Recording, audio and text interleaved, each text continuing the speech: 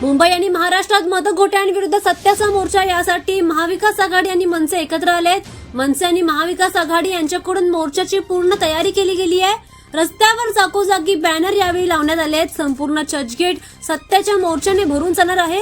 संपूर्ण चर्चगेट हे बॅनर आणि भगव्या झेंड्याने सजवण्यात आलंय।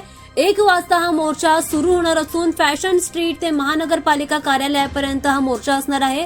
जोरदार तयारी या ठिकाणी महाविकास आघाडी आणि मनसे यांच्याकडून करण्यात आली आहे। आजचा हा मोर्चा हा सर्वात मोर्चा ठरणार आहे असं दिसून येत आहे। थोड्याच वेळात हा मोर्चा सुरू होणार आहे। सत्याचा नारा यावेळी होणार आहे। हा लढा निवडणुकीत झालेल्या बोगस मतदानांचा आहे। यासाठी सत्याचा मोर्चा आहे।